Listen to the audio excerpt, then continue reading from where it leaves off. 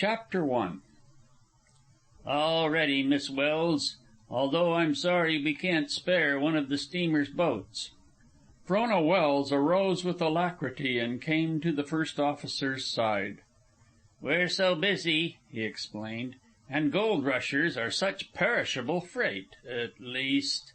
I understand, she interrupted, and I too am behaving as though I were perishable, and I am sorry for the trouble I am giving you, but, she turned quickly and pointed to the shore.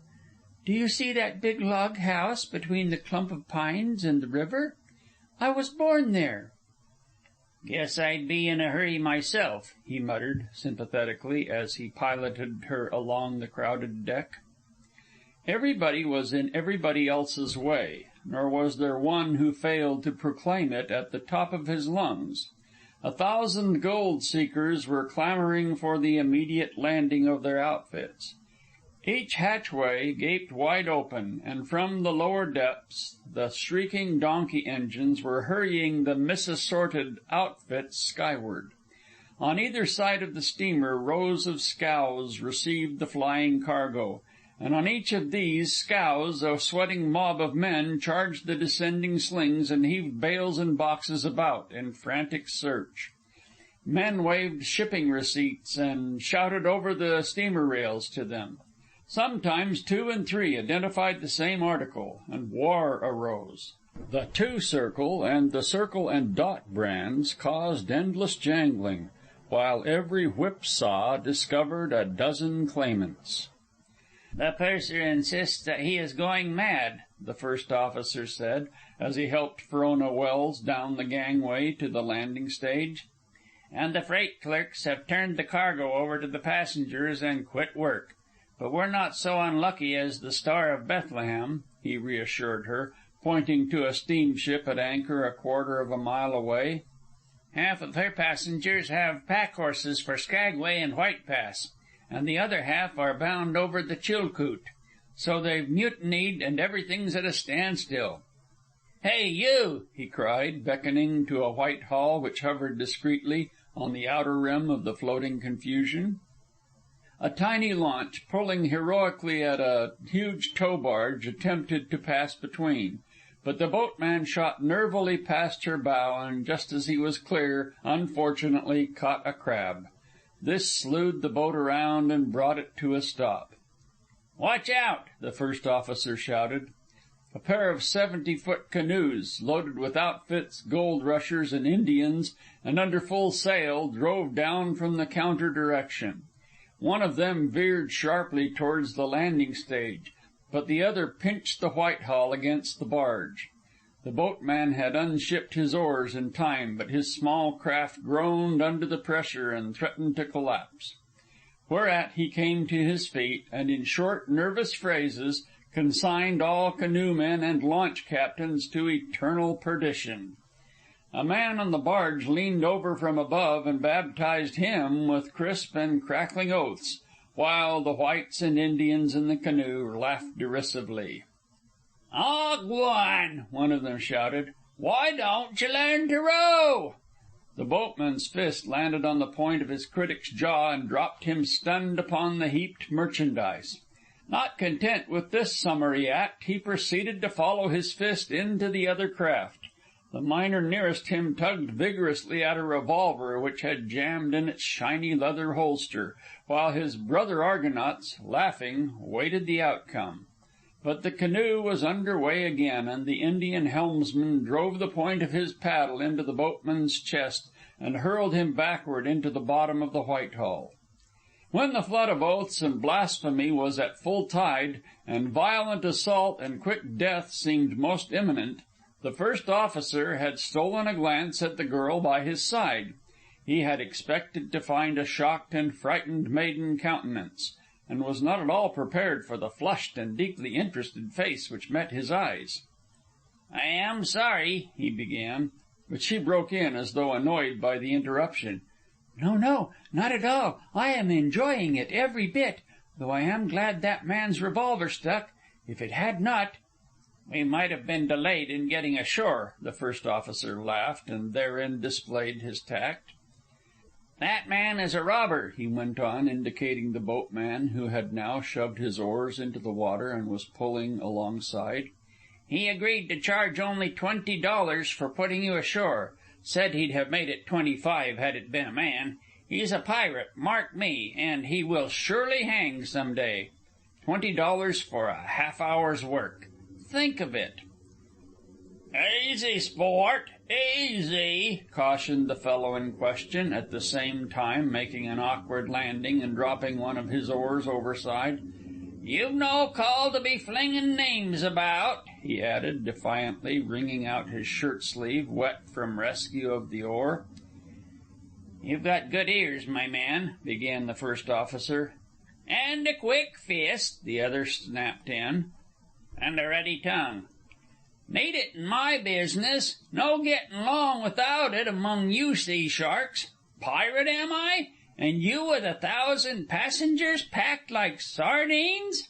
Charge 'em double first-class passage, feed 'em steerage grub, and bunk 'em worse'n pigs. Pirate, eh? Me?" A red-faced man thrust his head over the rail above and began to bellow lustily. "I want my stock landed. Come up here, Mr. Thurston, now, right away.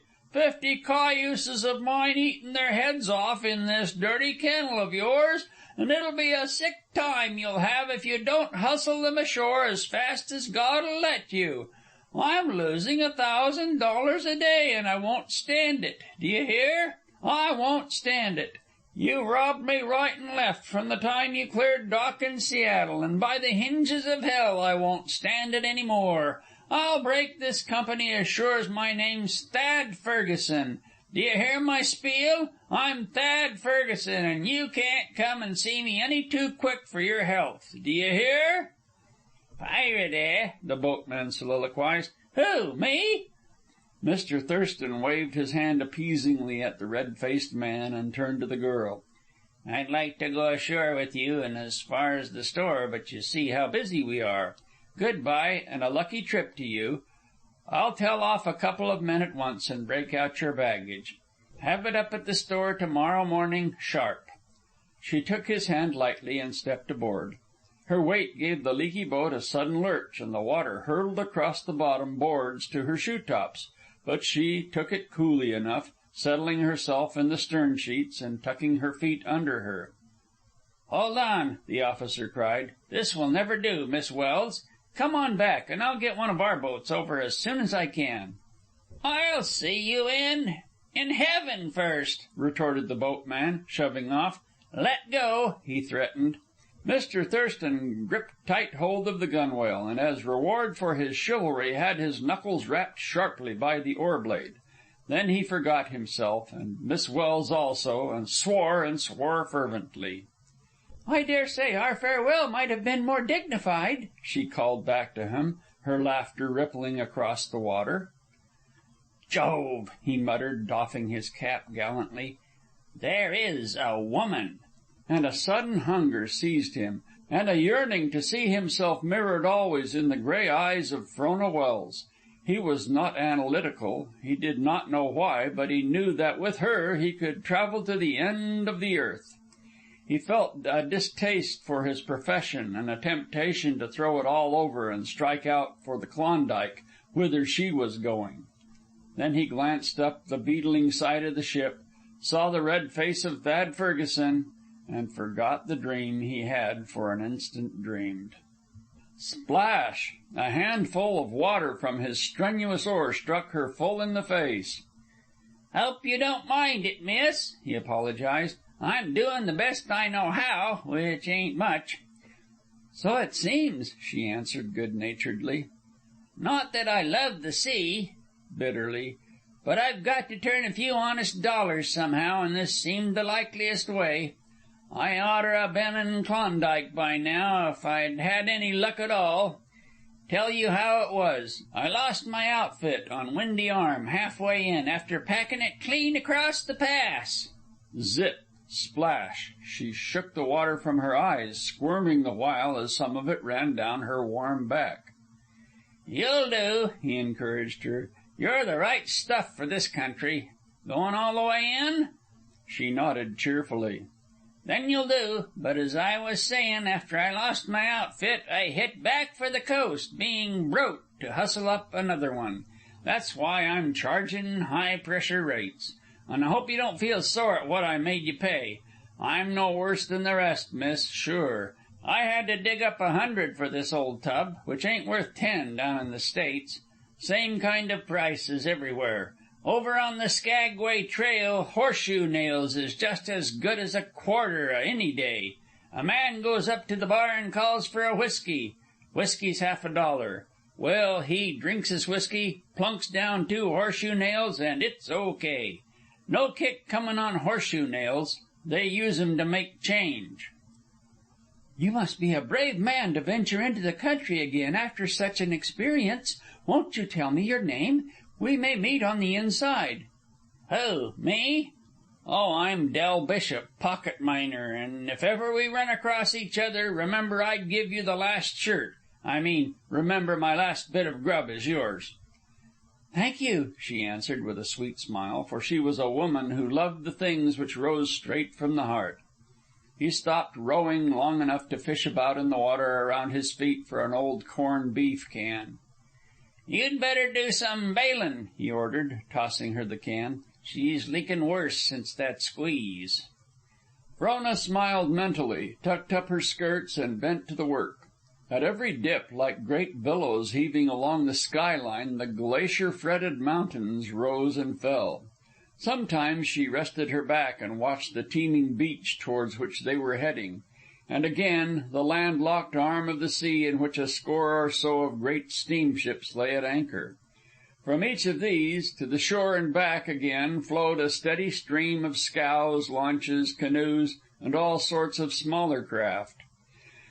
Man, the mighty toiler, reacting upon a hostile environment, she thought, going back in memory to the masters whose wisdom she had shared in lecture room and midnight study.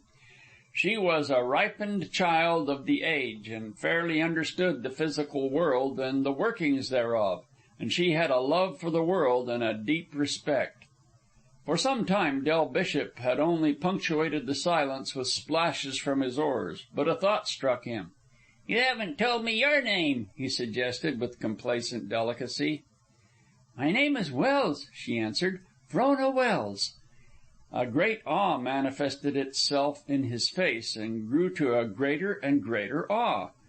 You are Frona Wells? He enunciated slowly. Jacob Wells ain't your old man, is he? Yes, I am Jacob Wells's daughter, at your service. He puckered his lips in a long, low whistle of understanding and stopped rowing. Just you climb back into the stern and take your feet out of that water, he commanded, and gimme Holt that can. Am I not bailing satisfactorily? She demanded indignantly. Yep, you're doing all right, but you are... Just what I was before you knew who I was. Now you go on rowing. That's your share of the work, and I'll take care of mine. Oh, you'll do, he murmured ecstatically, bending afresh to the oars. And Jacob Wells is your old man. I oughter 'a known it, sure. When they reached the sand spit, crowded with heterogeneous piles of merchandise and buzzing with men, she stopped long enough to shake hands with her ferryman. And though such a proceeding on the part of his feminine patrons was certainly unusual, Del Bishop squared it easily with the fact that she was Jacob Wells's daughter. Remember, my last bit of grub is yours, he reassured her, still holding her hand. And your last shirt, too, don't forget. Well, you're a crackerjack, he exploded with a final squeeze. Sure. Her short skirt did not block the free movement of her limbs, and she discovered with pleasurable surprise that the quick tripping step of the city pavement had departed from her, and that she was swinging off in the long, easy stride which is born of the trail, and which comes only after much travail and endeavor. More than one gold rusher, shooting keen glances at her ankles and gray-gaitered calves, affirmed Del Bishop's judgment, and more than one glanced up at her face and glanced again, for her gaze was frank, with the frankness of comradeship. And in her eyes there was always a smiling light, just trembling on the verge of dawn, and did the onlooker smile, her eyes smiled also. And the smiling light was protean mooded, merry, sympathetic, joyous, quizzical, the complement of whatsoever kindled it. And sometimes the light spread over all her face, till the smile prefigured by it was realized. But it was always in frank and open comradeship. And there was much to cause her to smile as she hurried through the crowd, across the sand spit, and over the flat towards the log building she had pointed out to Mr. Thurston. Time had rolled back, and locomotion and transportation were once again in the most primitive stages. Men who had never carried more than parcels in all their lives had now become bearers of burdens. They no longer walked upright under the sun, but stooped the body forward and bowed the head to the earth. Every back had become a pack saddle, and the strap galls were beginning to form. They staggered beneath the unwonted effort, and legs became drunken with weariness and titubated in diverse directions, till the sunlight darkened and bearer and burden fell by the way. Other men, exulting secretly, piled their goods on two-wheeled go-karts, and pulled out blithely enough only to stall at the first spot where the great round boulders invaded the trail. Whereat they generalized anew upon the principles of Alaskan travel, discarded the go-cart, or trundled it back to the beach and sold it at fabulous price till the last man landed. Tenderfeet, with 10 pounds of Colt revolvers, cartridges, and hunting knives belted about them, wandered valiantly up the trail, and crept back softly, shedding revolvers, cartridges, and knives in despairing showers. And so, in gasping and bitter sweat, these sons of Adam suffered for Adam's sin. Frona felt vaguely disturbed by this great throbbing rush of gold-mad men, and the old scene, with its clustering associations, seemed blotted out by these toiling aliens. Even the old landmarks appeared strangely unfamiliar. It was the same, yet not the same. Here, on the grassy flat where she had played as a child, and shrunk back at the sound of her voice echoing from glacier to glacier, 10,000 men tramped ceaselessly up and down, grinding the tender herbage into the soil, and mocking the stony silence. And just up the trail were 10,000 men who had passed by, and over the Chilcoot were 10,000 more. And behind, all down the island-studded Alaskan coast, even to the Horn, were yet 10,000 more harnessers of wind and steam, hasteners from the ends of the earth. The Dyea River, as of old, roared turbulently down to the sea. But its ancient banks were gored by the feet of many men, and these men labored in surging rows at the dripping tow lines, and deep-laden boats followed them as they fought their upward way. And the will of man strove with the will of the water, and the men laughed at the old Dyea River and gored its banks deeper for the men who were to follow. The doorway of the store, through which she had once run out and in, and where she had looked with awe at the unusual sight of a stray trapper or fur trader, was now packed with a clamorous throng of men. Where of old one letter waiting a claimant was a thing of wonder, she now saw, by peering through the window, the mail heaped up from floor to ceiling. And it was for this mail the men were clamoring so insistently. Before the store, by the scales, was another crowd. An Indian threw his pack upon the scales. The white owner jotted down the weight in a notebook, and another pack was thrown on. Each pack was in the straps, ready for the packer's back and the precarious journey over the Chilcoot. Frona edged in closer. She was interested in freights. She remembered in her day when the solitary prospector or trader had his outfit packed over for 6 cents, $120 a ton. The tenderfoot who was weighing up consulted his guidebook. 8 cents, he said to the Indian. Whereupon the Indians laughed scornfully and chorused, 40 cents. A pained expression came into his face, and he looked about him anxiously. The sympathetic light in Frona's eyes caught him, and he regarded her with intent blankness. In reality, he was busy reducing a 3-ton outfit to terms of cash at $40 per hundredweight. $24 for 30 miles, he cried. What can I do?" Frona shrugged her shoulders.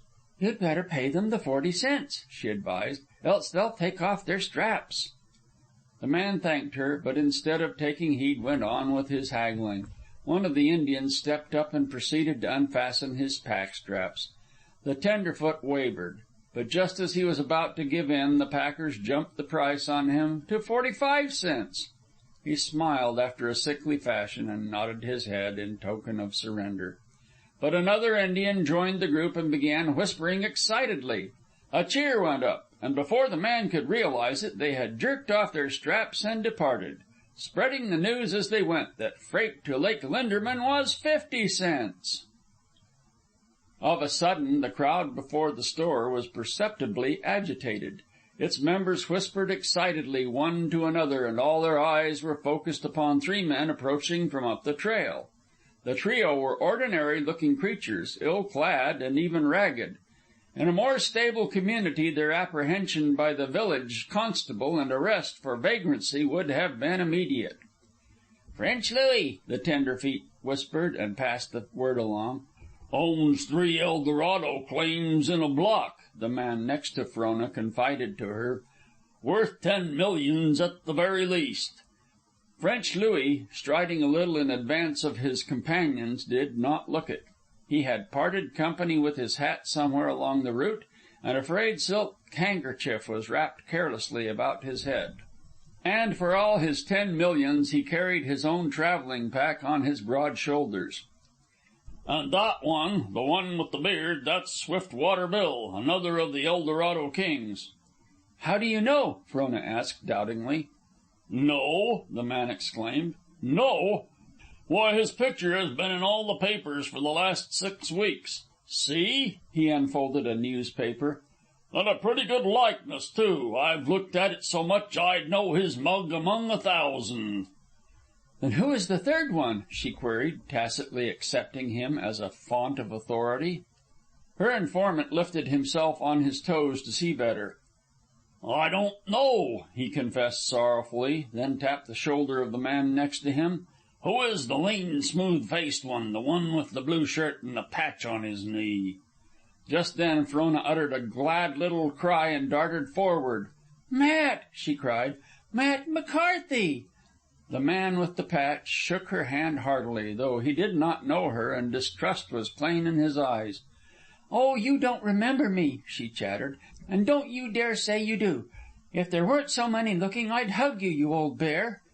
"And so Big Bear went home to the little bears," she recited solemnly, "and the little bears were very hungry, and Big Bear said, 'Guess what I have got, my children?' And one little bear guessed berries, and one little bear guessed salmon, and t'other little bear guessed porcupine. Then Big Bear laughed, woof, woof, and said, 'A nice big fat man.'" As he listened, recollection avowed itself in his face, and when she had finished, his eyes wrinkled up and he laughed a peculiar, laughable, silent laugh. "Sure, and it's well I know ye," he explained. "But for the life of me, I can't put me finger on ye." She pointed into the store and watched him anxiously. "Now I have ye." He drew back and looked her up and down, and his expression changed to disappointment. "It couldn't be. I mistook ye. Ye could never ha' lived in that shanty," thrusting a thumb in the direction of the store. Frona nodded her head vigorously. "Then it's your own self after all. The little motherless darlin' with the gould hair I combed the knots out of many's the time. The little witch that run barefoot and bare-legged over all the place?" "Yes, yes," she corroborated gleefully. "The little divil that stole the dog team and wint over the pass in the dead o' winter for to see where the world come to and end on the other side, just because old Matt McCarthy was after tellin' her fairy stories?" "Oh, Matt, dear old Matt. Remember the time I went swimming with the Siwash girls from the Indian camp?" "And I dragged ye out by the hair o' your head." "And lost one of your new rubber boots." Ah, and sure I do. And a most shockin' and immodest affair it was. And the boots was worth $10 over your father's counter. And then you went away over the pass to the inside, and we never heard a word of you. Everybody thought you dead. Well, I recollect the day, and ye cried in me arms and wouldn't kiss your old Matt good-bye. But ye did in the end, he exclaimed triumphantly. When ye saw I was goin' to lave ye for sure, what a wee thing ye were. I was only 8. And 'tis 12 year agone. 12 year I've spent on the inside with niver a trip out. Ye must be 20 now.